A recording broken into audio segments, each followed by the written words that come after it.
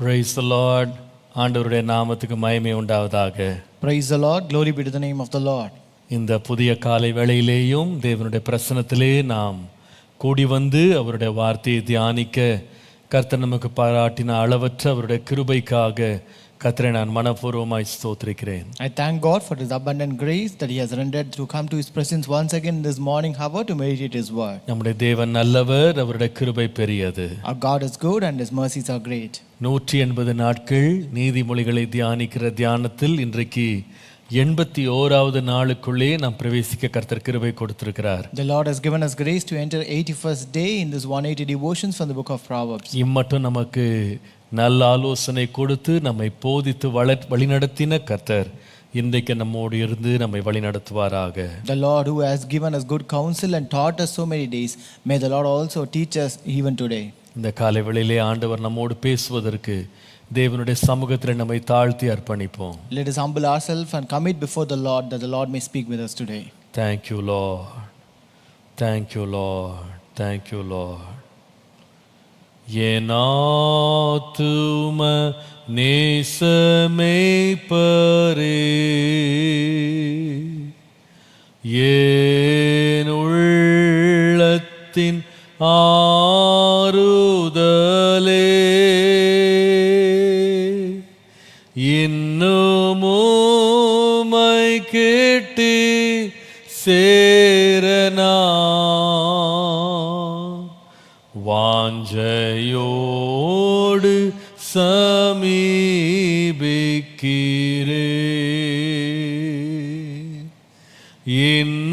இன்னுமுமை கேட்டு சேரனா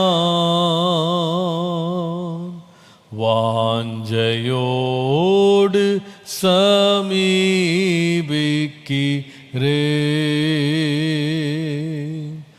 பேசும்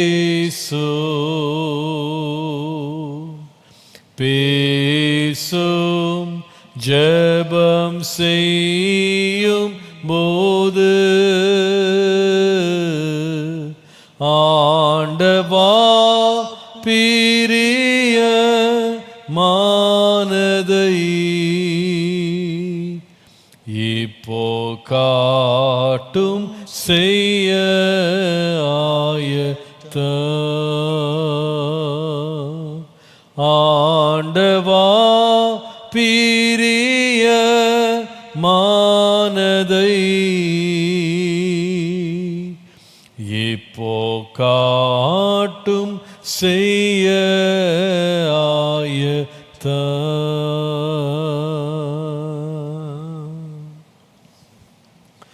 பரலோகத்தின் பரிசுத்த பிதாவே, இந்த காலவெளியிலே நாங்கள் எங்களை தாழ்த்தி கொண்டு உம்முடைய திருக்கரங்களிலே அர்ப்பணிக்கிறோம். Our heavenly holy Father, we thank you and we bow down before you in this early morning, Lord. இந்த காலவெளியிலே நீர் ஒருமுறை கூட எங்கள் மேல் தயவு பாராட்டி இரக்கம் பாராட்டி இன்றைக்கு எங்களோடு பேசும்படி நாங்கள் ஜெபிக்கிறோம். Lord, this morning we pray that the Lord may grant us favor and show your grace and speak with us this morning, Lord. நீர் எங்களோடு பேசினால் அது எங்களுக்கு ஆசீர்வாதம் ஆண்டவரே. Lord, if you speak with us, that is a blessing to us, Lord. நீர் எங்களோடு பேசினால் நீர் ஆலோசனை தருகிறீர் ஆண்டவரே. Lord, if you speak with us, you counsel us, Lord. எங்களுக்கு முன்பாக இருக்கிற பாதைகளுக்கு எங்களுக்கு முன்பாக இருக்கிற சவால்களுக்கு ஏற்றவாறு உம்முடைய வார்த்தை எங்களை ஆயத்தப்படுத்துகிறது ஆண்டவரே. Lord, your word is the one that prepares us towards the Lord path that is before us and towards the challenges that we face in our life, Lord. ஆண்டவரே, உம்முடைய நல் வார்த்தையை இன்றைக்கு எங்களுக்கு வெளிப்படுத்தி தந்து உம் சித்தத்தின் மையத்திலே வைத்து எங்களை நடத்தும்படி ஜெபிக்கிறோம். Lord, we pray that the Lord may reveal your good word to us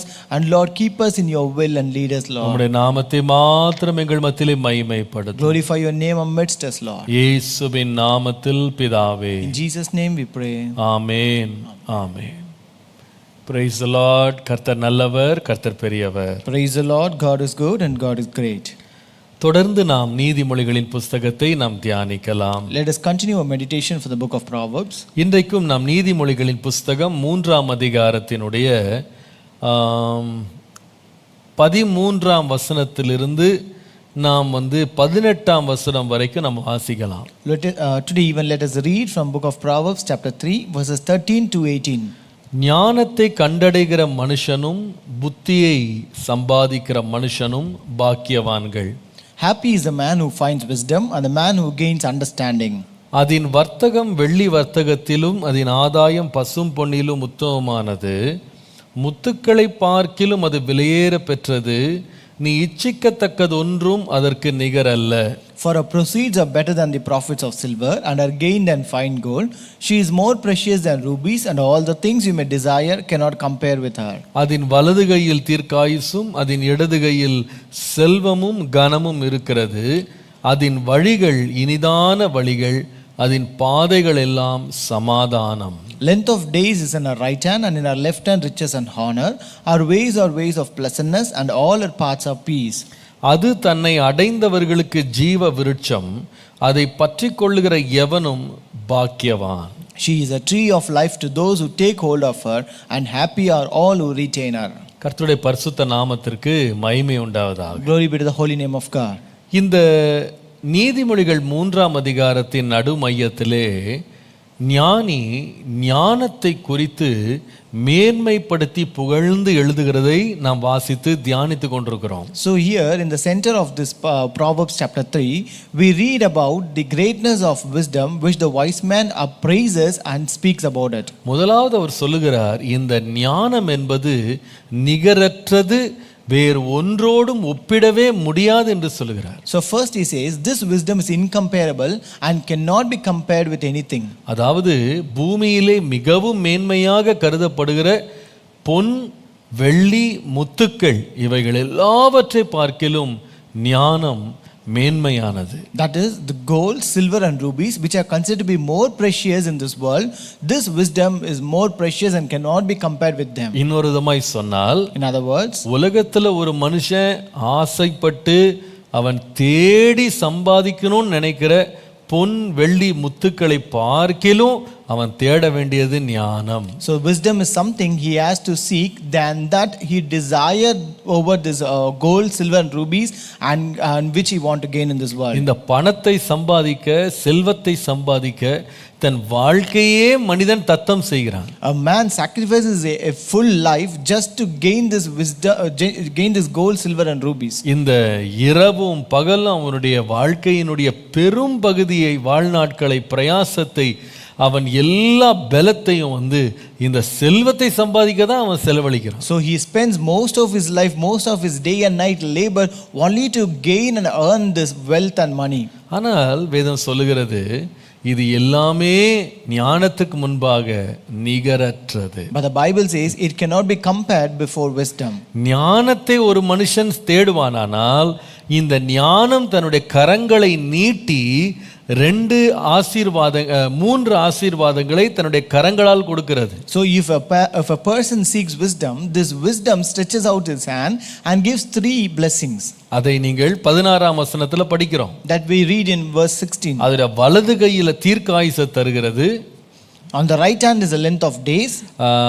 அது மாத்திரமல்ல, அதனுடைய இடது கையில் செல்வத்தையும் கனத்தையும் அது தந்து விடுகிறது. And on the left hand is riches and honor. அதாவது நம்முடைய வாழ்க்கையில ஞானத்தை தேட ஆரம்பிச்சிட்டோம்னா, ஞானம் என்ன செய்யும்னா நமக்கு வேண்டியதெல்லாம் நமக்கு தந்துரும். Once we start seeking wisdom in our life, then that wisdom will give whatever is required for our life. நான் இதை குறித்து, இந்த ஞானத்தை குறித்து, கனத்தை குறித்து, தீர்க்காயுசை குறித்தெல்லாம் தொடர்ந்து பேசிக்கொண்டே வருகிறேன். So I am continually speaking about this wisdom, this riches, honor and the length of days. கர்த்தருடைய நாமத்திற்கு மகிமை உண்டாவதாக. Glory be to the name of the Lord. தொடர்ந்து அதை குறித்து வாசிக்கும் போது 17ஆம் வசனத்தில் இந்த ஞானத்தின் வழி எப்படி இருக்கும்னு போட்டிருக்கு. So in verse 17 we read how will be the ways of wisdom. அதில் பார்க்கிறோம், ஞானத்தின் வழி எப்படி இருக்கும்னா இனிமையான அல்லது இனிதான வழி. So it says the ways of wisdom are pleasant ways. இந்த இனிதான வழி எப்படி வரும்னு சொன்னா, அது பரிசுத்தத்தினால் உண்டான வழி, அது தேவ பிரசன்னத்தினால் நிறைந்த வழி,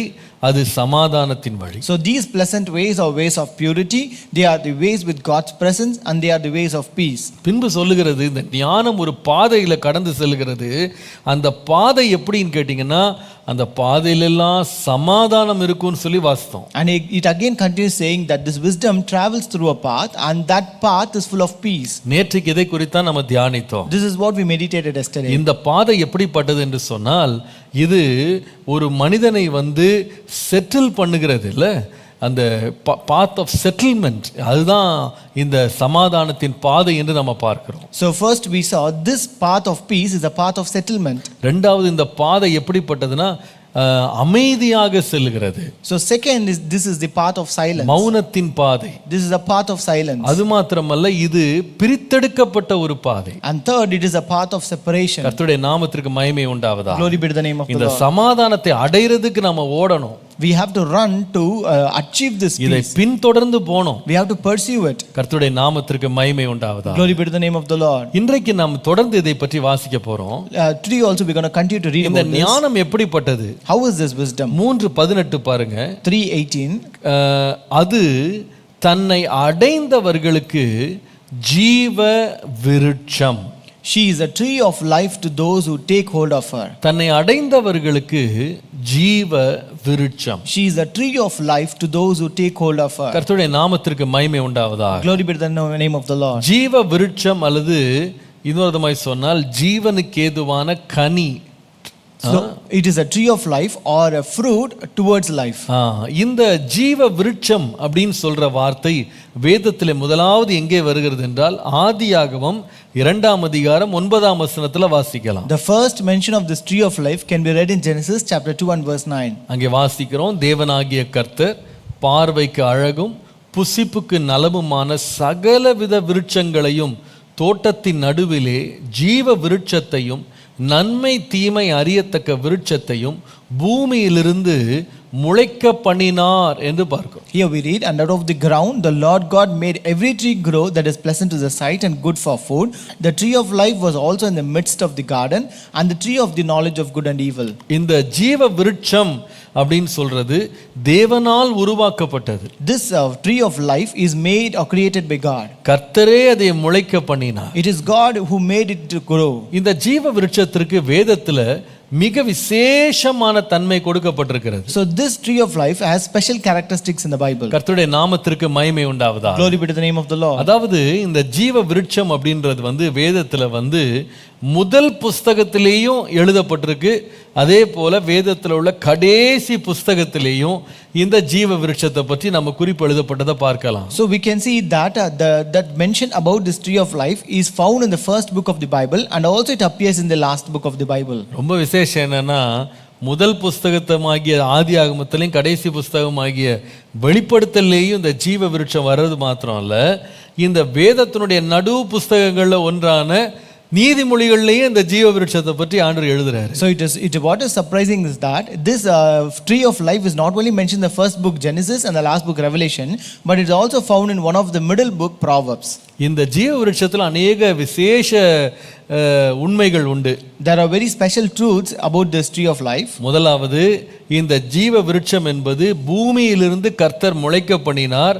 ஒரு முறை தான் முளைச்சது, அதுக்கப்புறமா ஆண்டவர் முளைக்க பண்ணல. So the first one is the Lord himself made this tree to grow from the ground, and it just appeared only once, or it just grew up only once, and again it did not grow up. அதை மனுஷன் இதுவரைக்கும் கண்ணால பார்த்ததில்லை. Man has not seen it yet.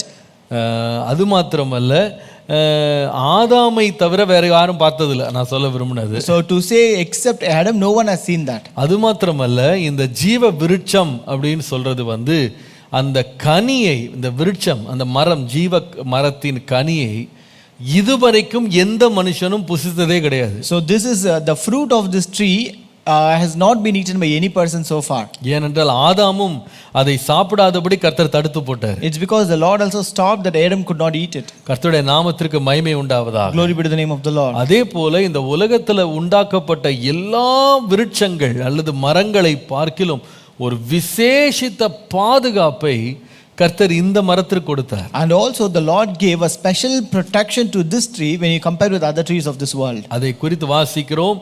ஆண்டவர் சுடரொளி பட்டயத்தினால் இந்த விருட்சத்திற்கு போகும் பாதை ஆண்டவர் தடுத்தாருன்னு சொல்லி நம்ம பார்க்கிறோம். We read that the Lord actually protected this way toward this tree by placing a flaming sword. கர்த்தருடைய நாமத்துக்கு மகிமை உண்டாவதாக. Glory be to the name of the Lord. இந்த மரம் இன்னும் பூமியில இருக்கா அப்படின்னு கேட்டீங்கன்னா இல்லை என்று தான் சொல்லலாம். So if you ask, is this tree still present in this earth, we can say no. நீதிமொழிகள் 2ஆம் அதிகாரம் 7ஆம் வசனம் வாசிக்கும் போது அது இப்பொழுது எங்கே இருக்கிறது என்று தெளிவாக எழுதப்பட்டிருக்கிறது. So if you read Revelation chapter 2:7, we can know very clearly it is written where this tree is present now. வாசித்து பாருங்க. Read that verse. ஜெயங்கொள்ளுகிறவன் எவனோ அவனுக்கு தேவனுடைய பரதீசின் மத்தியில் இருக்கிற ஜீவ விருட்சத்தின் கனியை புசிக்க கொடுப்பேன் என்று எழுது. To him who overcomes, I will give to eat from the tree of life, which is in the midst of the paradise of God. அப்போ இது எங்க இருக்கு? So where it is? தேவனுடைய பரதீசினுடைய மத்தியிலே இருக்கிறது என்று சொல்லி வாசிக்கிறோம். We read that it is in the middle of the paradise of God. கர்த்தருடைய நாமத்திற்கு மகிமை உண்டாவதாக. Glory be to the name of the Lord. இந்த ஏதேன் தோட்டம் பலவிதமான விருட்சங்கள் மரங்களால் நிறைந்த ஒரு தோட்டம். This garden of Eden was filled with all kinds of trees. கர்த்தருடைய நாமத்திற்கு மகிமை உண்டாவதாக. Glory be to the name of the Lord. வேதத்தின்படி வாசிக்கும் போது இந்த தோட்டமானது நோவாவின் காலத்திலே உண்டான மிகப்பெரிய ஜலப்பிரளயத்திலே முற்றிலும் அழிந்து போயிருக்க வேண்டும். So when you read in the Bible, this garden of Eden should have been destroyed in the flood in the times of Noah. ஆகவே அங்கிருந்து அத்தனை மரங்களும் அழிந்து போனாலும் அதுல உள்ள ஒரே ஒரு மரமாகிய ஜீவ விருட்சத்தினுடைய அந்த விருட்சமாகிய அந்த மரத்தை கர்த்தர் எங்க கொண்டு போனார்னா பரதேசில கொண்டு போய் வைத்தார். Though all the trees were destroyed during that flood, but there is one tree that was taken away, retained in eternity in paradise. ரொம்ப ஆச்சரியமாக இருக்கிறது. This is really surprising. நான் சொன்னேன் முதலாவது இந்த ஞானியாகிய சாலமோன் இந்த ஞானத்தை பற்றி பேசும்போது அது பொன் வெள்ளி முத்துக்கள் இவைகளுக்கு முன்பாக நிகரற்றது என்று சொல்லுவார். So I told you first, when this Solomon, when he spoke about his wisdom, he said this wisdom is incomparable to gold, silver and rubies. ஆனால் இந்த இடத்துக்கு நீங்க 17ஆம் வசனத்துக்கு வரும்போது 18ஆம் வசனத்துக்கு வரும்போது But if you come to verse 18, அங்க பார்க்கும்போது வாசிக்கிறோம் இந்த ஞானம் என்பது உலகத்தில் உள்ள எல்லா விருட்சங்களில ஒப்பிடப்பட முடியாத விருட்சமாகிய ஜீவ விருட்சத்துக்கு இந்த ஞானத்தை இந்த ஞானி ஒப்பிடுகிறார். So here this wise man actually compares this wisdom to the tree of life, which cannot be compared with any trees of this world. இது பரத்திலிருந்து வந்த ஒரு ஞானம். So this wisdom is heavenly. இது பூமிக்கு அப்பாற்பட்ட ஒரு ஞானம். So it is a wisdom that is out of world. கர்த்தருடைய நாமத்திற்கு மகிமை உண்டாவதாக. Glory be to the name of the Lord. எப்படி இந்த ஜீவ விருட்சம் பூமிக்கு அப்பாற்பட்ட ஒரு நிலையில இன்றைக்கு இருக்கிறதோ அதே போல தேவனுடைய ஞானம் பூமிக்கு அப்பாற்பட்ட ஒரு உயர்ந்த நிலையில இருக்கிறது. Like how this tree of life is out of this world, similarly this wisdom of God is also out of this world. இதுல அந்த 18ஆம் வசனத்துல அது அல்லது ஞானம் தன்னை அடைந்தவர்களுக்கு ஜீவ விருட்சம்னு போட்டிருக்கு. So in verse 18 he says wisdom is a tree of life to those who take hold of her. அப்போ இந்த ஜீவ விருட்சத்திற்கும் இந்த ஞானத்திற்கும் ஏன் இந்த ஞானி ஒப்பீடு செய்கிறார்? So why does this Solomon the wise man compares this wisdom with the tree of life? இந்த ஜீவ விருட்சத்தை குறித்த 3 சத்தியங்கள் நான் உங்களுக்கு அல்லது 3 குணநலன்களை உங்களோடு நான் பகிர்ந்து கொள்ள விரும்புகிறேன். I want to share with you the 3 characteristics of the tree of life. முதலாவது ஜீவ விருட்சத்தினுடைய ஒரு நல்ல குணநலனை ஆதியாகமத்தின் புத்தகம் 3ஆம் அதிகாரம் 22 லிருந்து 24 வசனங்களை நாம் திருப்பி வாசிக்கலாம். So first characteristic can be read in Genesis chapter 3 verses 22 to 24. அங்கே வாசிக்கிறோம், பின்பு தேவனாகிய கர்த்தர் இதோ மனுஷன் நன்மை தீமை அறியத்தக்கவனாய் நம்மில் ஒருவனைப் போல ஆனான். இப்பொழுதும் அவன் தன் கையை நீட்டி ஜீவ விருட்சத்தின் கனியையும் பறித்து புசித்து என்றைக்கும் உயிரோடு இராதபடிக்கு செய்ய வேண்டும் என்று அவன் எடுக்கப்பட்ட மண்ணை பண்படுத்த தேவனாகிய கர்த்தர் அவனை ஏதேன் தோட்டத்திலிருந்து அனுப்பிவிட்டார். அவர் மனுஷனை துரத்திவிட்டு ஜீவ விருட்சத்திற்கு போகும் வழியை காவல் செய்ய ஏதேன் தோட்டத்திற்கு கிழக்கே கேருபீன்களையும் வீசி கொண்டிருக்கிற சுடரொளி பட்டயத்தையும் வைத்தார் என்று பார்க்கிறோம். Then the Lord God said, behold, the man has become like one of us to know good and evil, and now lest he put out his hand and take also of the tree of life and eat and live forever. Therefore the Lord God sent him out of the garden of Eden to till the ground from which he was taken. So he drove out the man, and he placed cherubim at the east of the garden of Eden and a flaming sword which turned every way to guard the way to the tree of life. கர்த்தருடைய நாமத்திற்கு மகிமை உண்டாவதாக. Glory be to the name of the Lord. தோட்டத்தின் நடுவில் ஆண்டவர் 2 முக்கியமான மரங்களை வைத்திருந்தார். The Lord placed 2 important trees in the middle of the garden. ஒன்று நாம் வாசித்த ஜீவ விருட்சம். One is the tree of life that we read. இரண்டாவது நன்மை தீமை அறியத்தக்க விருட்சம். The other one is the tree of the knowledge of good and evil. நமக்கு தெரியும் இந்த நன்மை தீமை அறியத்தக்க மரத்தினுடைய சுபாவம் என்னன்னு சொல்லி. We know the nature or characteristics of the tree of this knowledge of good and evil. ஆதியாகமம் 2ஆம் அதிகாரம் 16 லிருந்து 17 வசனங்களை பாருங்க. If you read Genesis chapter 2 verses 16 and 17. தேவனாகிய கர்த்தர் மனுஷனை நோக்கி, நீ தோட்டத்திலுள்ள சகல விருட்சத்தின் கனியையும் புசிக்கவே புசிக்கலாம், ஆனாலும் நன்மை தீமை அறியத்தக்க விருட்சத்தின் கனியை புசிக்க வேண்டாம், அதை நீ புசிக்கிற நாளிலே சாகவே சாவாய். And the Lord God commanded the man, saying, of every tree of the garden you may freely eat, but of the tree of the knowledge of good and evil you shall not eat, for in the day that you eat of it you shall surely die. நல்லா கவனிங்க. Listen carefully. ஒரு பக்கம் ஜீவ விருட்சத்தின் கனியை நீ புசித்தால் என்றென்றும் உயிரோடு இருப்பாய். So on one side, if you eat the fruit of the tree of life, you will live forever. அதே வேளையில நன்மை தீமை அறியத்தக்க விருட்சத்தின் கனியை புசித்தால் நீ புசிக்கிற நாளிலே சாகவே சாவாய். But on the other hand, if you eat the tree of the fruit of the tree of the knowledge of good and evil, you will die on the day that you eat. இந்த பிசாசுனுடைய சுபாவம் என்ன? What is the characteristic of Satan? வேதம் சொல்லுகிறது, அவன் திருடவும் கொல்லவும் அழிக்கவும் வருகிறானே அன்றி வேறு ஒன்றுக்கு அவன் வரான். The Bible says he comes to steal, kill and destroy, and for nothing else. இந்த கொலை செய்ய வேண்டும், மரணத்தை கொண்டு வர வேண்டும், தீங்க கொண்டு வர வேண்டும் அப்படின்னு பிரியப்படுகிற பிசாசானவன் ஏவாளை இந்த கனியை புசிக்கும்படி தூண்டிக்கொண்டே இருக்கிறது நீங்க பார்க்கலாம். You can see this Satan who desires to steal, kill and destroy. He was continuously prompting Eve to eat that fruit. தன்னுடைய இனிமையான வார்த்தைகளாலே ஏவாளை அவன் வஞ்சித்தான். He deceived her with his smooth words. கர்த்தருடைய நாமத்திற்கு மகிமை உண்டாவதாக. Glory be to the name of the Lord. தேவனுடைய வார்த்தைக்கு தேவனுடைய ஞானத்திற்கு கீழ்ப்படியாமல் பிசாசுனுடைய வஞ்சனையிலே விழுந்த ஏவாளுடைய வாழ்க்கையில் மிகப்பெரிய ஆபத்தும் நஷ்டமும் வந்தது. So there was great danger and loss in the life of Eve, who gave heed to the deceiving words of Satan, rather than hearing to the wise words of God. தேவன் புசிக்க வேண்டாம் என்று எச்சரித்த விருட்சத்தின் கனியை புசித்ததுனால ஏவாள் அல்லது ஆதாம் அல்லது மனித குலத்தின் மேல் வந்த 4 வித்தியாசமான பின்விளைவுகளை வேதத்தில் வாசிக்கலாம். We can read 4 important consequences that came into the life of mankind because of the evil, because of the Satan's deceiving words. நான் இது ஆங்கிலத்தில் 4 S's ன்னு சொல்லுவேன். 4 S ன்னு சொல்லுவேன். I can say that as 4 S in English. முதலாவது, இந்த நன்மை தீமை அறியத்தக்க விருட்சத்தின் கனியை புசித்ததனால வந்தது பாவம் அல்லது sin. The first consequence that came because of eating this fruit of the tree of knowledge is sin. ஒரு மனுஷனுடைய கீழ்ப்படியாமையினாலே பாவம் இந்த பூமியிலே பிரவேசித்தது என்று சொல்லி ரோமர்ல வாசிக்கிறோம். We read in Romans that sin entered this world because of one man's disobedience. இரண்டாவது, இந்த நன்மை தீமை அறியத்தக்க விருட்சத்தின் கனியை புசித்ததனால வந்த இரண்டாவது விளைவு shame அல்லது வெட்கம். The second consequence because of eating this fruit is shame. அவமானம். Shame. நீங்கள் பார்க்கிறீர்கள், இந்த கனியை புசித்தவுடனே ஆதாமும் ஏவாளும் தங்களையே தங்கள் பார்த்து கொள்ள முடியாதபடி ஒருவருக்கொருவர் அவங்க மறைத்து கொள்றதுக்கு அத்தி இலைகளை தைத்து கொண்டாங்கன்னு பார்க்கிறோம். So you know that when they ate this fruit, they became naked, that they cannot see each other, and they covered themselves with fig leaves. மூன்றாவது என்ன பார்க்கிறோம்னு சொன்னா, இந்த கனியை புசித்ததுனால அவங்களுக்கு வந்த மூன்றாவது காரியம் தண்டனை அல்லது sentence. The third consequence that they face because of eating this fruit is sentence. தண்டனை, sentence. நான்காவது, இந்த கனியை புசித்ததுனால அவர்களுக்கு வந்த நான்காவது விளைவு தேவனை விட்ட பிரிவு அல்லது separation from God.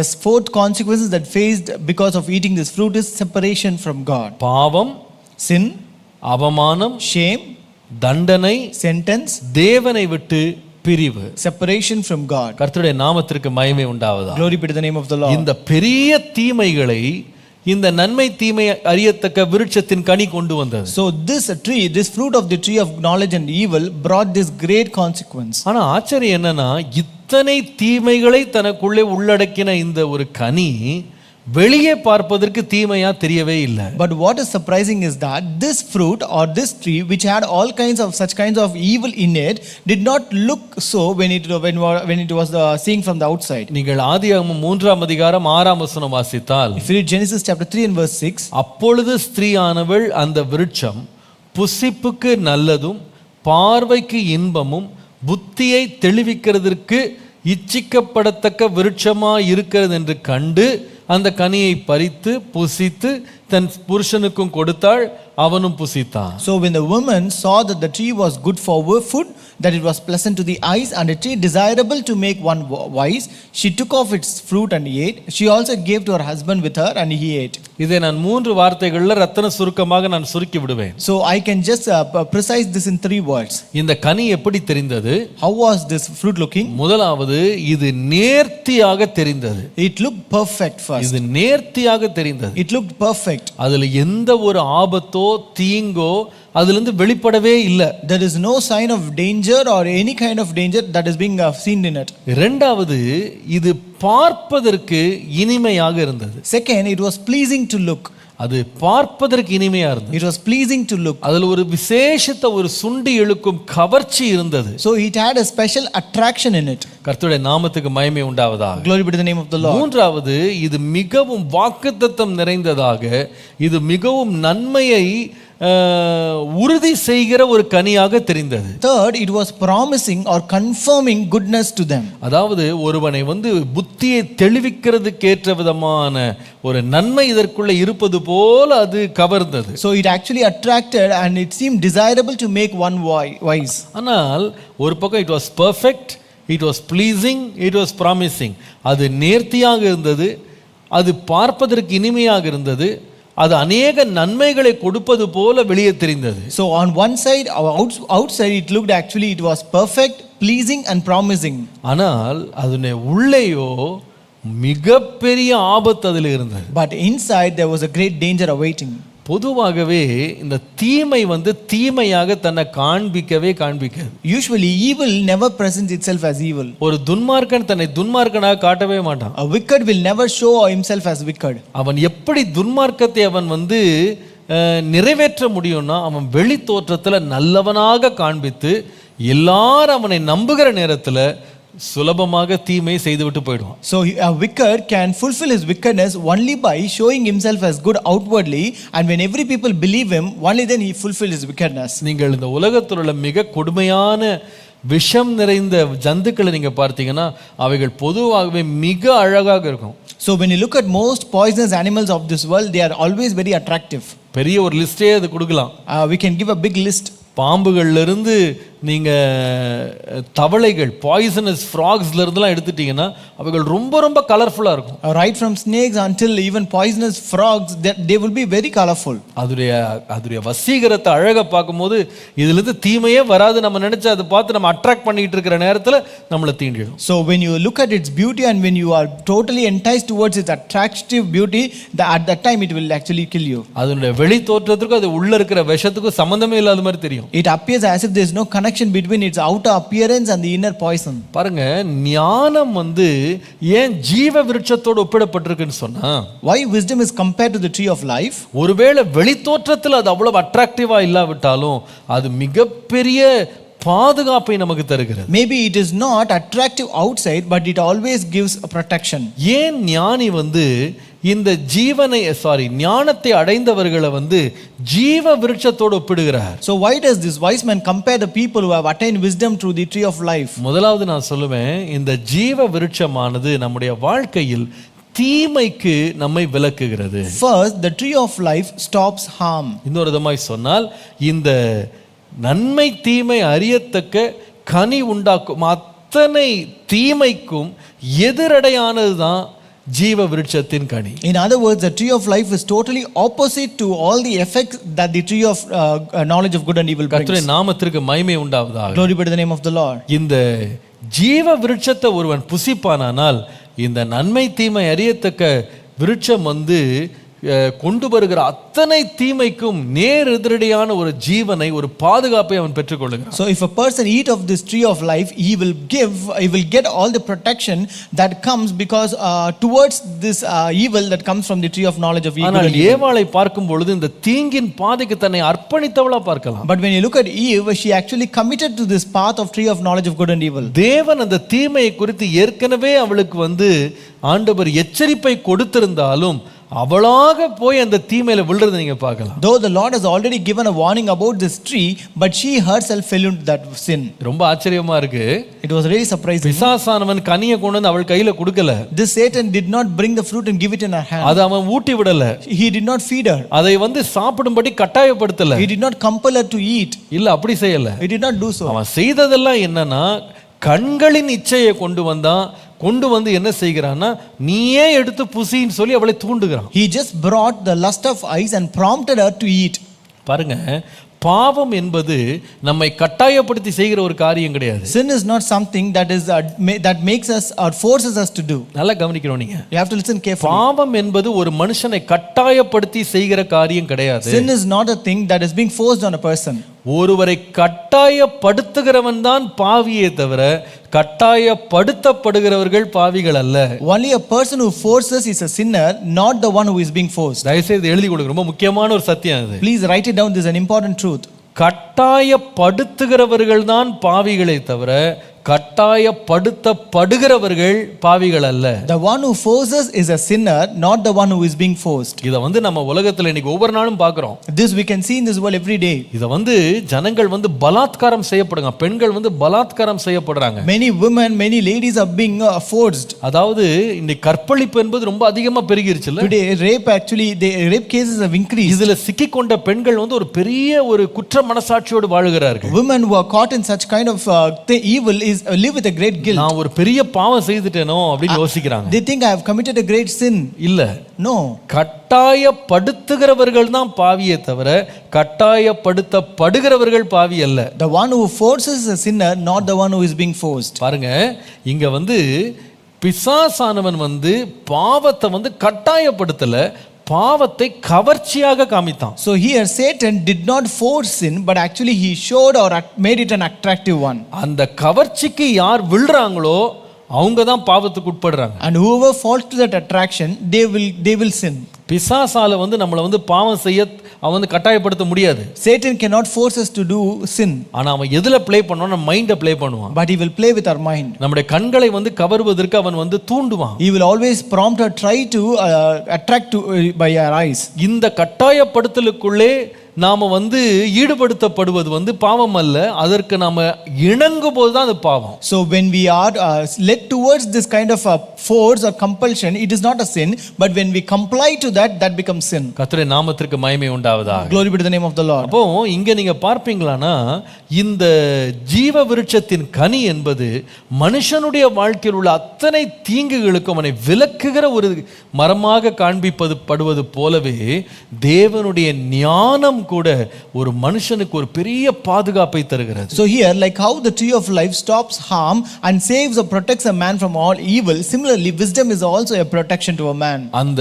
அந்த விருட்சத்தை நாம் புசிக்கும் பொழுது எப்படி ஒரு மனுஷனுக்குள்ள ஜீவன் உண்டாகுதோ, அவன் எப்படி மரிக்காமல் நின்று இந்த பாவத்தினால் வந்த மரணம், பாவத்தினால வந்த சாபம், பாவத்தினால வந்த தண்டனை, பாவத்தினால் வந்த தேவனிடத்தில் வந்த பிரிவு எல்லாவற்றுக்கும் விலகி அவன் எப்படி பாதுகாப்பாக இருக்கிறானோ, அதே போல தேவ ஞானத்தை ஏற்றுக்கொண்டு அங்கீகரிக்கிற ஒரு மனுஷனுடைய லைஃப்லையும் தீங்குகளுக்கு விலகி அவன் சுகமாக இருக்கிறான். Like how a person who eats of this tree of life is away from sin, shame, sentence and separation from God, similarly a person who attains his wisdom will also be away from the evil in his life. கர்த்தருடைய நாமத்திற்கு மகிமை உண்டாவதாக. Glory be to the name of the Lord. ஏன் இதை ஜீவ விருட்சத்தோடு ஒப்பிடுகிறார் என்றால், முதலாவது நான் சொன்னேன், இந்த ஜீவ விருட்சமாகிய ஞானம் இந்த உலகத்தில் வரும் எல்லா தீங்குகளிலிருந்தும் ஒருவனை பாதுகாக்கிறது. So why does he compare this wisdom with the tree of life?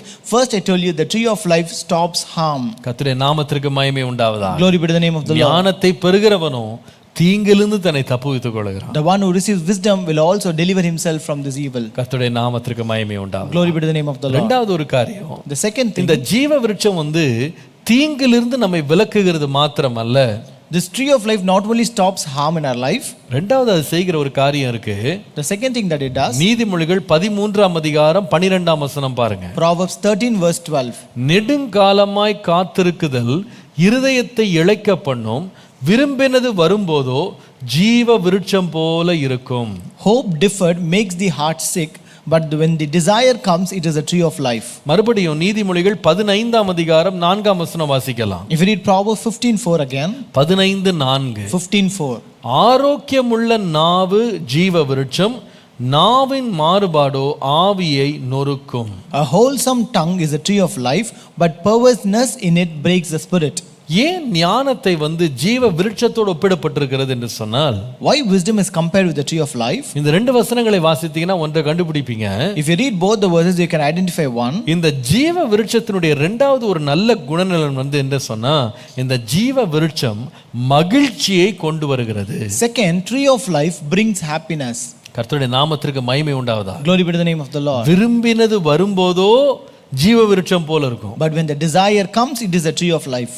காத்திருக்குதல் இருதயத்தை இளைக்க பண்ற வேளையில இது ஜீவ விருட்சமா இருக்கும், அல்லது மகிழ்ச்சியை கொடுக்கும். When a hope deferred makes the heart sick, then this becomes a tree of life, become happiness to us. நாவின் மாறுபாடு இருதயத்தை நொறுக்கி கொண்டிருக்கிற வேளையில, when perverseness breaks the spirit, ஆரோக்கியமுள்ள நாவு மகிழ்ச்சியான ஜீவ விருட்சம் போல ஒரு மனுஷனுக்கு தோன்றும். a wholesome tongue will appear like a tree of life to a person. கர்த்தருடைய நாமத்திற்கு மகிமை உண்டாவதாக. Glory be to the name of the Lord. பாருங்க, இந்த ஆதாமும் ஏவாளும் தேவனுடைய ஞானத்தை அவங்க சார்ந்து கொண்டு அதை நம்பி அதன்படி வாழ்ந்திருந்தா அவங்க வாழ்க்கையில இத்தனை வேதனைகளை அவங்க அனுபவிச்சிருக்க வேண்டிய அவசியமே இல்லை. See, if Adam and Eve had trusted God's knowledge of good and evil, they would not encounter such kind of evil or curse in their life. பாருங்க, தேவன் ஏற்கனவே அவர்களுக்கு எச்சரிப்பையும் ஆலோசனையும் கொடுத்திருந்தார். The Lord has already gave them warning and caution.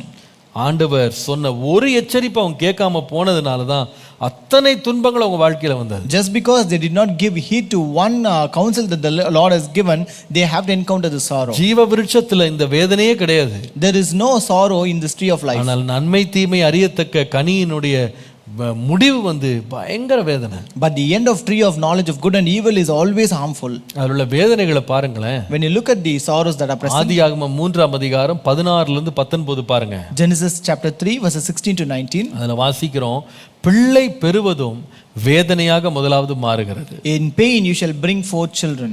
16ஆம் வசனத்தின் இரண்டாவது பகுதி, கடைசி பகுதியை பார்ப்பீங்களானா, ரெண்டு பேரும் ஒருவருக்கொருவர் துணையா இருக்க வேண்டிய துணை இப்பொழுது கணவனுடைய கீழே, அதிகாரத்துக்கு கீழே கட்டுப்படுத்தப்பட்டவளாய் மாறுகிறார். And again verse 16, the second part says, where the husband wife ought to be partners, but now she is being ruled over by her husband. 17ஆம் வசனத்தை வாசிக்கும் போது verse 17 says, இந்த கனியை புசித்ததினால் வந்த விளைவு பூமியே சபிக்கப்பட்டது. so because of eating of this fruit, the entire ground is being cursed. அது விளைவே மாறிவிட்டது. The entire outcome is changed. முள்ளும் குறுக்கும் பிறப்பிக்கிறதாய் மாறிவிட்டது. It brings forth the thorns and thistles. கர்த்தருடைய நாமத்திற்கு மகிமை உண்டாவதாக. Glory be to the name of the Lord. 19ஆம் வசனத்துல பாருங்க, verse 19 says, நீ அதிலிருந்து ஏதாவது பயிர் செய்யணும்னு நினைச்சா கூட வேர்வை சிந்தி தான் நீ என்ன செய்யணும், நீ விளைவை கொண்டு வரணும். Even if you want to get a good yield from your field, you have to make it by the sweat of your face. 19ஆம் வசனத்தின் கடைசி பகுதியை பாருங்க. Last part of verse 19, நீ மண்ணுக்கே திரும்புவாய். and to dust you shall return. அப்போ இந்த நன்மை தீமை அறியத்தக்க கனி 4 விதமான வேதனைகளை கொண்டு வருது. So this tree of the knowledge of good and evil brought forth 4 pains. முதலாவது, சரீரத்துல ஒரு பெண்ணுக்கு பிள்ளை பேரு வேதனை உள்ளதாய் மாறுகிறது. First, pain in childbirth. இரண்டாவது, அவருடைய குடும்பத்தின் நல்ல உறவுகளை அது கசப்பாக்குகிறது. Second, it brings pain in family relationships. நான்காவது, பூமியின் விளைச்சலை வேதனை உள்ளதாகவும் வேர்வை சிந்தி ஒருவன் உழைக்கத்தக்கதாகவும் அதை கடினமானதாக மாற்றுகிறது. Third, it brought pain in the ground where he has to work so hard, and with sweat he has to gain everything. கடைசியாக பார்த்தீங்கன்னா அவனுடைய வாழ்க்கையை மரணத்துக்கு நேராய் நடத்திவிட்டது. And at last it led him to death. பாருங்க, பொதுவாகவே இந்த ஜீவ விருட்சமாகிய ஞானம் மனிதர்களால் என்ன நினைக்கப்படுதுன்னா, இந்த பாதையில் இன்பமே இல்லை, சந்தோஷமே இல்லைன்னு நினைக்க தோணுது. So generally, people who consider this tree of life, they consider that this path doesn't have any kind of happiness or joy. அது வந்து துன்பத்தை இன்பத்தையே கெடுக்கிற ஒண்ணுன்னு நினைக்கிறாங்க ஞானத்தை. They think that it actually it's a kill joy. நான் நினைக்கிறேன், இந்த தோட்டத்தில் இருந்த நடு மையத்தில் இருந்த 2 மரங்களை பக்கத்தில் வச்சு பார்த்தா இந்த விஸ்டம் வந்து ரொம்ப போரிங்காக இருந்திருக்கும். அதே வேளையில் இந்த ஞானத்தை அறிவை கொடுக்கிற அந்த நன்மை தீமை அறியத்தக்க விருட்சத்தின் கனி வந்து ரொம்ப அட்ராக்டிவாக இருந்திருக்கும். So I think when they have placed both the trees in the garden, this tree of life, the fruit of the tree of life would have appeared to be boring, and the fruit of the tree of knowledge of good and should have appeared to be attractive. ஆண்டவர் ரெண்டையும் ஒரே இடத்துல தான் வச்சிருந்தார். The Lord placed both at the same place. ரெண்டையும் தெரிந்து கொள்ளுகிற ஒரு வாய்ப்பை ஏவாளுக்கு ஆண்டவர் கொடுத்திருந்தார். The Lord gave an option to choose both to Eve. ரொம்ப ஆச்சரியமா இருக்குது, ரெண்டுமே தோட்டத்தின் நடுவில் இருந்ததா. So it is really surprising that both were present in the middle of the garden. அப்பனா அர்த்தம் என்னன்னா, பார்க்கும்போது ரெண்டையுமே பார்க்க முடியும். So it means that when you see, you can see both. ரெண்டுல எது வேணா தெரிந்து கொள்ள முடியும். You can choose anything out of two. ஒன்னு ஜீவனை கொடுக்குது, ஒன்னு மரணத்தை கொடுக்குது. One gives life, the other one gives death. ஆண்டவர் ஏற்கனவே எச்சரிப்பை கொடுத்திருக்கிறார். The Lord has already given them a warning. புசிக்கிற நாள்ல நீ சாவாய்ன்னு சொன்னாரு. He said, on the day you eat, you shall die. ஆனா நினைக்கிறேன், சாப்பிடுறதுக்கு இது இன்பமா தெரிஞ்சதுன்னா தீமை தான் இன்பமா தெரிஞ்சது. But only this evil appeared to be attractive to eat. அந்த இன்பம் வந்து பார்க்கும்போது ஜீவ விருட்சத்தின் கனியில தெரியல.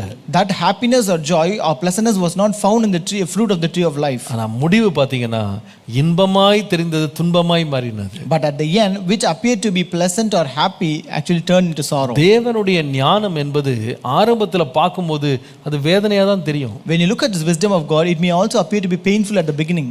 அது புசிப்பதற்கு கஷ்டமா இருக்கும். It might be difficult to eat. அது கவர்ச்சிகரமாக இருக்காது. It may not be attractive. அத வந்து ரொம்ப விரும்பணும், வாஞ்சிக்கணும், ஏங்கணும்னு ஒரு ஏக்கம் வராது. We will not have a desire or get a passion towards it. அது நம்மை தேடி நமக்கு முன்பாக நின்றாலும் அதை விட உலக காரியங்கள் மிகவும் அட்ராக்டிவா தெரியும். Even it stands before us, if it comes seeking you, the other things of the world may find attractive to you. நான் தைரியமா நான் சொல்லுவேன், But I can tell you boldly, இந்த ஜீவ விருட்சம் எப்படி வந்து முடிவிலே மகிழ்ச்சியை கொண்டு வருமோ, அதே போல தேவ ஞானமும் ஒரு மனுஷனுடைய வாழ்க்கையில மிகுந்த மகிழ்ச்சியை கொண்டு வரும். like how tree of life brings happiness at the end, similarly wisdom of God will also bring happiness at the end. அதை கண்டடைகிறவன் ஆனந்தம் கொள்ளுவான். The one who finds it shall be happy. ஆகவேதான் இந்த நீதிமொழிகள் 3ல வாசிக்கிறோம், இந்த ஞானத்தை கண்டடைகிறவன் புத்திமான், புத்தியை கண்டடைகிறவன் வந்து ரொம்ப பாக்கியசாலின்னு வாசிக்கிறோம். That's why we read in Proverbs chapter 3, happy is the man who finds wisdom. கர்த்தருடைய நாமத்திற்கு மகிமை உண்டாவதாக. Glory be to the name of the Lord. மூன்றாவது, ஏன் இந்த ஞானத்தை வந்து ஜீவ விருட்சத்தோடு ஒப்பிடப்பட்டிருக்கிறது? So the third reason why this wisdom is compared to the tree of life. முதலாவது நான் சொன்னேன், இந்த ஜீவ விருட்சம் எப்படி தீங்கிலிருந்து விலக்குகிறதோ அதே போல தேவ ஞானம் கூட ஒரு மனுஷனை எல்லா தீங்குக்கும் தப்புவித்து விலக்கி நிறுத்துகிறது. First I told you like how this tree of life stops harm and delivers us from all evil.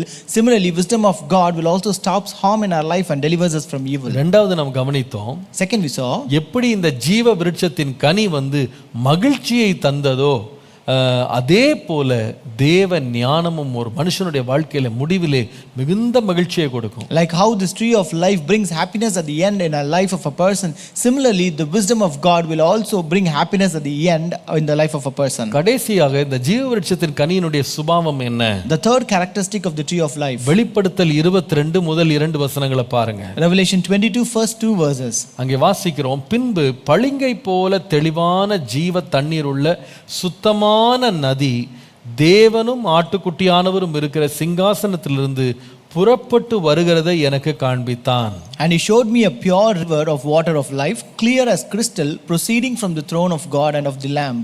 நகரத்து வீதியின் மத்தியிலும் நதியின் இரு கரையிலும் 12 விதமான கனிகளை தரும் ஜீவ விருட்சம் இருந்தது.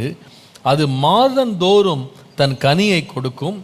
அந்த விருட்சத்தின் இலைகள் ஜனங்கள் ஆரோக்கியம் அடைவதற்கு ஏதுவானவைகள்.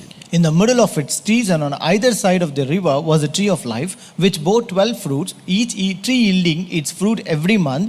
The leaves of the trees were for the healing of the nations. கர்த்தருடைய நாமத்துக்கு மகிமை உண்டாவதாக. Glory be to the name of the Lord. இந்த ஜீவ விருட்சத்தில் உள்ள மூன்றாவது சிறப்பம்சம் என்ன தெரியுமா? The third characteristic of the tree of life. இந்த ஜீவ விருட்சத்தின் இலையை சாப்பிடுறவங்க கூட ஆரோக்கியம் அடைஞ்சிருவாங்க. So people who eat even the leaf of the tree receive healing. ரொம்ப ஆச்சரியமா இருக்கு. Really surprising. கனியை கூட சாப்பிடணும்னு இல்லை, It's not necessary for you to eat fruit. அதனுடைய இலையே என்ன கொடுத்துரும்னா ஆரோக்கியத்தை தரும். Even its leaves can bring healing. அதை நீங்க பார்த்தீங்கன்னா வேதம் சொல்லுகிறது அது மாதந்தோறும் கனி கொடுக்குமா.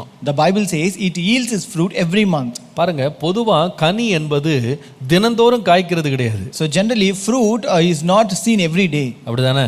Is right. சிலது பார்த்தீங்கன்னா வருஷத்துல ஒரு மாதமோ 2 மாதம் தான் காய்க்கும். So there are certain trees which yield fruit only in one month or twice in a year. இந்த மாதந்தோறும் காய்க்கிறது கூட பார்த்தீங்கன்னா அது முழுசா விளைஞ்சு வர்றது கொஞ்சம் நேரம் எடுக்கும். So even this tree which yields fruit every month, it will actually take time to bring its yield. நிறைய பேர் வந்து கனி மரங்கள் பக்கத்துல போயிட்டு ஏமாந்தவங்க இருக்கிறாங்க. So there are people who go near to the fruit yielding trees and they are disappointed. காய்க்க ஆரம்பிச்சிருச்சு, ஆனா இன்னும் ஒரு வாரம் ஆகும், அப்பதான் சாப்பிட முடியும். So it has started to yield its fruit, but it takes another one week for us to eat it. இலை நல்லா இருக்கு, ஆனா வந்து கனியே இல்ல. The leaves are good, but there is no fruit in it. ஏன்னா இது கனி காலம் இல்ல.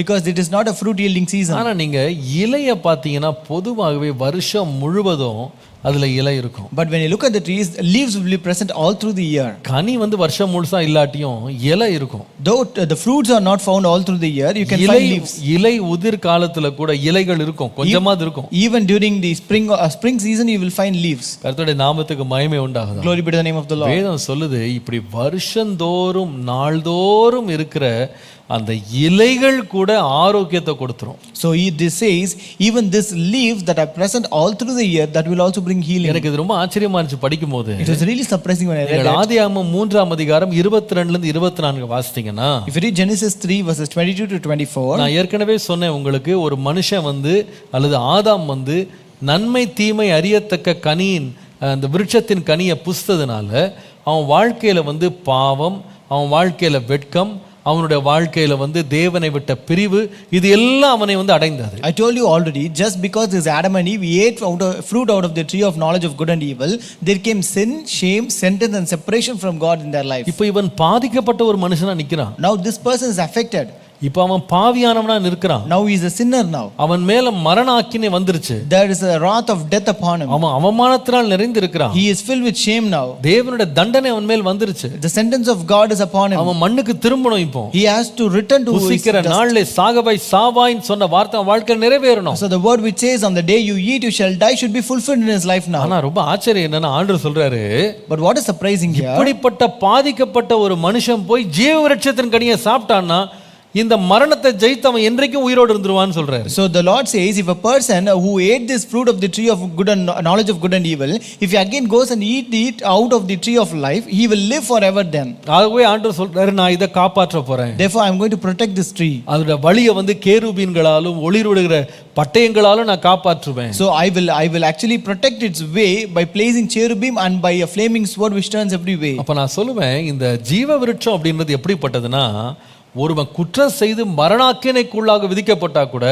அவனை கூட ஆரோக்கியமாக்கக்கூடிய தன்மை வந்து இந்த ஜீவ விருட்சத்துக்கு உண்டு. So it means that this tree of life has the ability to heal a person who has already committed a sin and is actually received a sentence. அதுதான் இந்த ஜீவ விருட்சத்தினுடைய மூன்றாவது குணம். So that is the third characteristic of this tree of life. ஜீவ விருட்சம் என்ன செய்யும்னா ஆரோக்கியத்தை உண்டாக்கும். Tree of life brings healing. அது ஆரோக்கியத்தை உண்டாக்கும். It brings healing. கர்த்தருடைய நாமத்திற்கு மகிமை உண்டாவதாக. Glory be to the name of the Lord. இந்த ஆரோக்கியம் வந்து மரணத்துக்கு ஏதுவானவனை கூட ஜீவனோடு இருக்க பண்ணிரும். So this healing will actually make a person who is sentenced to death even to live. நான் சொல்லுவேன், அதனால தான் ஞானத்தை வந்து இதோட ஒப்பிட்டிருக்கிறேன். That is why wisdom is compared to this. ஞானம் எப்படிப்பட்டது? How is wisdom? மரணத்துக்கு ஏதுவானவனோட கூட ஆரோக்கியம் உள்ளவனாக அவனை உயர்த்துகிறது. It actually brings healing and exalts a person who is about to die. அவனுடைய வாழ்க்கையில பெற்ற இழப்புகள் எல்லாவற்றையும் திரும்ப கொடுக்கிறது. It actually restores all the losses in his life. எல்லாவற்றையும் சம்பாதிக்க பண்ணுகிறது. It will make him to earn everything back again. எல்லா ஆசீர்வாதங்களும் அவனுக்கு கூட்டி கொடுக்கிறது. It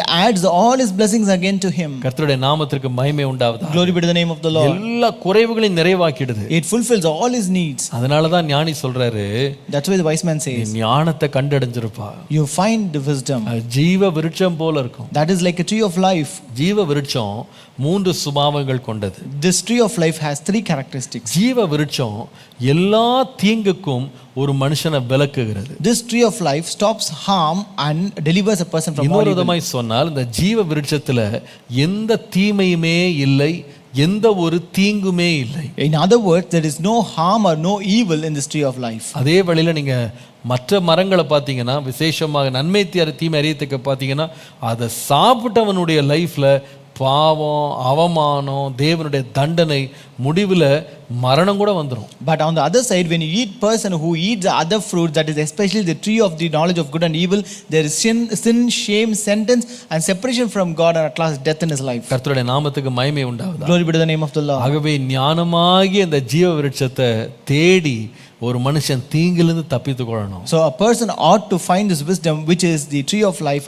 and escape from death. ரெண்டாவது, ஜீவ விருட்சத்தின் கனியை புசிக்கிறவனுடைய முடிவு மிகுந்த மகிழ்ச்சியா இருக்கும். And second, the tree of life brings happiness. அவனுடைய இருதயத்தில் உள்ள துக்கத்தை எல்லாம் அது விலக்கிறோம். It actually removes all the sorrow from his life. அவனுடைய ஏக்கங்களை எல்லாம் தீர்த்து விடும். It fulfills all his desires. நான் சொல்லுவேன், இந்த ஞானத்தை தேட கர்த்தர் நமக்கு கிருபை தருவார். I tell you, may the Lord give us grace to seek this wisdom. மூன்றாவது, இந்த ஜீவ விருட்சம் ஆரோக்கியத்தை தரும். This tree of life brings healing. ஒரு மனிதன் எவ்வளவுதான் துன்பத்தை அனுபவித்து அவன் வேதனை அனுபவித்து இழந்திருந்தாலும் அதை திருப்பி வரக்கூடிய வல்லமை ஞானத்தில் இருக்கு. No matter how much a person may lose or being affected, or he may lose anything in his life, this wisdom has the ability to restore everything to him. ஒருவனுக்குள்ளே புத்தி தெளியுமானால் எல்லாவற்றையும் திருப்ப பெற்றுக்கொள்வான். If a person comes back to his senses, he will restore everything in his life. பாருங்க, Nebuchadnezzar எல்லாத்தையும் இழந்துட்டான்.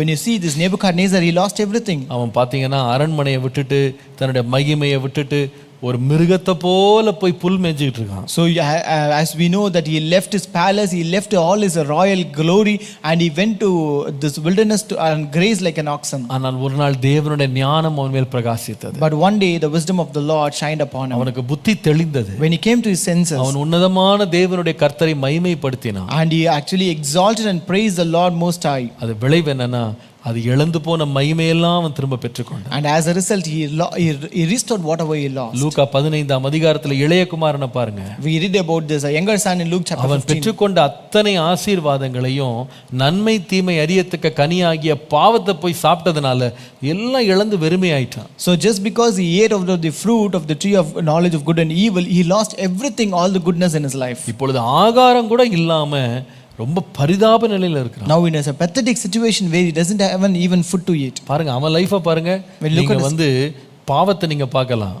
So when you look at his life, you can find sin in his life. அவமானத்தை நீங்க பார்க்கலாம். You can find shame in his life. தகப்பனை விட்ட பிரிவை நீங்க பார்க்கலாம். You can see the separation from his father in his life. அது மாத்திரம் இல்ல, பாவம் செய்ததனால பன்றி தின்கிற தவிடு கூட கிடைக்காத தண்டனையை நீங்க பார்க்கலாம். And you can also see about this punishment or sentence where he has to eat the husk of pigs. ஆதியாகமத்துல பார்க்கிற அதே 4 விளைவையும் நீங்க லூக்கா 15ஆம் அதிகாரத்துல படிக்கலாம். The 4 consequences which you can read in Genesis can be read in this Luke 15 as well. அப்பனா என்னன்னா, எப்படி பாவம் ஆதாம் ஏவாளை பாதித்ததோ இன்றைக்கு வரைக்கும் பாவம் அதுதான் செய்யுது. So it means that like how this sin affected Adam and Eve, it is affecting still the same way to everyone. கர்த்தருடைய நாமத்துக்கு மகிமை உண்டாவதாக. Glory be to the name of the Lord. இப்படி பாதிக்கப்பட்ட ஒரு மனுஷனை புத்தி தெளியும் போது அவன் இழந்ததையெல்லாம் திரும்ப பெற்றுக்கும். So when such a kind of affected person come to senses, he will restore everything what he has lost. தேவ ஞானம் பிரகாசித்த பொழுது அவன் இழந்து போன கனம், அவன் இழந்து போன உறவு, அவன் இழந்து போன ஆகாரம், அவன் இழந்து போன மேன்மை எல்லாம் திரும்ப வந்தது. When the wisdom of God shined on him, he restored all the relationships, he restored all the wealth, he restored all the glory and praise that he had lost in his life. அதனுடைய இலைகளில் ஆரோக்கியம் இருக்கு. And there is healing in its leaves. நான் சொல்லுவேன், இந்த காலை வேளையில் ஆண்டவரே, ஜீவ விருட்சமாகிய உம்முடைய ஞானத்தை எனக்கு தாரும். Lord, give us this wisdom which is your tree of life, Lord. அது தீமையில்லாத ஒரு ஞானமா இருக்கட்டும். Lord, let that wisdom be a wisdom devoid of evil. மகிழ்ச்சியை கொடுக்கிற ஞானமா இருக்கட்டும். Lord, let that be a wisdom that brings happiness. அது ஆரோக்கியத்தை தருகிற ஞானமா. Let that be a wisdom that brings healing, Lord. ஜெபம் பண்ணுவோமா? Shall we pray? ஹல்லேலூயா, ஹல்லேலூயா, ஹல்லேலூயா. கர்த்தருடைய ஆவியானவரே உம்மை ஸ்தோத்திரிக்கிறோம். The Holy Spirit of God, we praise you, Lord. இந்த காலை வேளையிலே உம்முடைய ஞானத்தின் ஆவியை எங்களுக்கு தரும்படி நாங்கள் ஜெபிக்கிறோம். Lord, we pray that the Lord may grant the spirit of wisdom upon us, Lord. ஆண்டவரே, இந்த உலக ஞானம், மனுஷ ஞானம், மாம்ச ஞானம் எங்களுக்கு கொண்டு வருகிற எல்லா தீங்கிலிருந்தும் எங்களை விலக்கி பரத்திலிருந்து வருகிற ஞானத்தால் எங்களை நிரப்பும். Lord, deliver us from all the evil and harm that this worldly wisdom and the wisdom of men and wisdom of flesh brings in our life, and fill us with the heavenly wisdom, Lord. இன்றைக்கு உம்முடைய ஆலோசனையின்படி எங்களை வழிநடத்தும். Lord, lead us today according to your counsel, Lord. உம்முடைய ஞானம் எங்களில் பிரகாசிக்கட்டும். Lord, let your wisdom shine in our life, நாங்கள் Lord. ஒருவேளை வழி தப்பி போயிருந்தாலும் Lord, if we have estrayed from your இன்றைக்கு paths, உம்முடைய ஜீவ விருட்சத்தின் வெளிச்சமாகிய ஞானம் எங்கள் மேல் பிரகாசிக்கட்டும். Lord, let your wisdom, which is the light of the tree of life, shine upon us today, அது Lord. எங்களுக்கு ஆரோக்கியத்தை தந்து நிலை நிறுத்தட்டும். Lord, let that bring healing in our life and establish us, Lord. உம்முடைய நாமத்தை மகிமைப்படுத்தும். Glorify your name, Father. இயேசுவின் நாமத்தில் பிதாவே. In Jesus' name we pray. Amen.